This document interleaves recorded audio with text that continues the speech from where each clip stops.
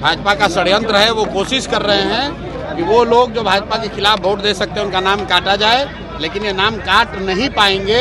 अगर आपको election commission अभी आपका नाम काटने का धमकी दे रहा है या आपको डरा रहा है तो आपको लगे रहना है। जन स्वराज के सूत्रधार प्रशांत किशोर इन दिनों बिहार बदलाव यात्रा के तहत पूरे बिहार का दौरा कर रहे हैं। इसके तहत प्रशांत किशोर किशनगंज पहुंचे। वहां उनको सुनने के लिए भारी भीड़ उमड़ पड़ी।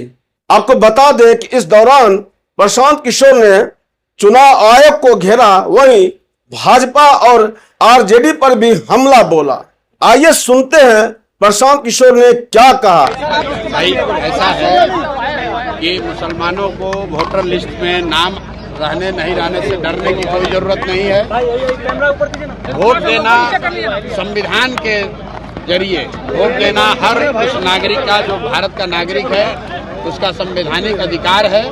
मैं मुसलमानों से इतना ही कहूँगा, ये मुसलमान और हिंदू का मामला नहीं है। बिहार में हर वो गरीब जिसके पास पेपर शायद न हो, हर वो व्यक्ति 50 लाख से ज़्यादा बच्चे बिहार से बाहर मजदूरी करते हैं। उसमें सभी जाति, सभी धर्म के लोग हैं, सभी वर्ग के लोग हैं। इसलिए घबराने की जरूरत नहीं है। ऐसा होता है, ये एक तरह से भाजपा का षड्यंत्र है। वो कोशिश कर रहे हैं कि वो लोग जो भाजपा के खिलाफ वोट दे सकते हैं उनका नाम काटा जाए, लेकिन ये नाम काट नहीं पाएंगे। अगर आपको इलेक्शन कमीशन अभी आपका नाम काटने का धमकी दे रहा है या आपको डरा रहा है तो आपको लगे रहना है। चुनाव आते आते सबका नाम शामिल होगा, जिसका नहीं होगा उसके लिए हम लोग लड़ाई लड़ेंगे, सारे दल वाले लड़ेंगे। इससे डरने की जरूरत नहीं है।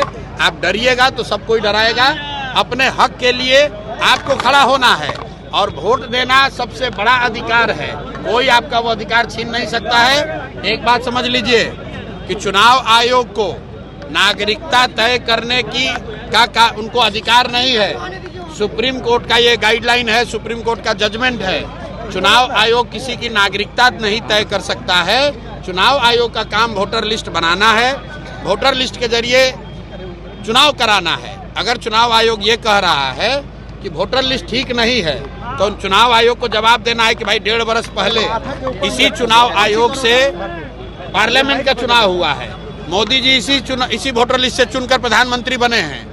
तो अगर वोटर लिस्ट खराब है, गलत है, तो मोदी जी क्या फिर से इस्तीफा देकर फिर से चुनाव लड़ेंगे? और अगर चुनाव आयोग ये कह रहा है कि लोकसभा चुनाव के बाद नेपाल से, बांग्लादेश से लोग आ गए, तो ये बताए कि भाई बिहार में सरकार किसकी है? भाजपा की है, नीतीश की है। तो ये भाजपा नीतीश के सरकार के रहते बांग्लादेश और नेपाल से लोग आए कैसे? तो भैया ये संभव नहीं है। ये शुरुआती गीदड़ भभकी है, इससे डरने की जरूरत नहीं है। जिसका नाम भी कट रहा है, चुनाव पहले जो बात है समझ लीजिए। जिसका नाम कट रहा है आप तुरंत हम लोग से संपर्क कीजिए। आपको जनसुराज नहीं पसंद है, कांग्रेस पसंद है, कांग्रेस संपर्क कीजिए। राजनीतिक दलों के कार्यकर्ताओं से, नेताओं से संपर्क कीजिए ताकि आपका नाम हर हालत में जोड़ा जाएगा।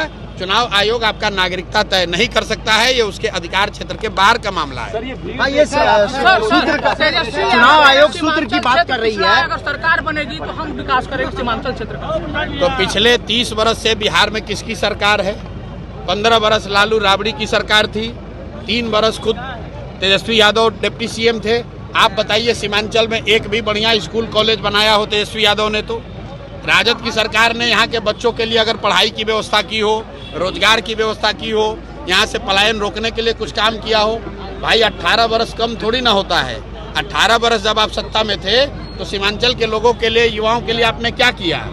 राजद वाले जो हैं ये मुसलमानों को अपना किरासन तेल समझते हैं, मुसलमानों को किरासन तेल समझते हैं। मुसलमान जो है वो उनके लालटेन में किरासन तेल बनकर जल रहा है। मुसलमानों के बच्चों का भविष्य जल रहा है और रोशनी लालू यादव के घर पर हो रही है। मुसलमानों के घर में तो अंधकार फैला हुआ है। उनके बच्चे तो इस राज्य से बाहर जाकर 10-12 हजार रुपया के नौकरी के लिए, रोजगार के लिए धक्के खा रहे हैं, नरक का जिंदगी जी रहे हैं। और मुसलमानों का वोट लेकर अपना लालटेन जला रहे हैं और अपने घर में रोशनी कर रहे हैं, वो हैं तेजस्वी यादव, लालू यादव। कल्याण ज्वेलर्स, बेगूसराय। इस तीज हमारे आभूषणों से निखरे आपकी खूबसूरती। सोने, चांदी और हीरे के अनमोल डिजाइनों का शानदार संग्रह और सबसे सस्ते making charge. Kalyan jewellers, near the Bombay fashion, Kalisthan, Begusarai.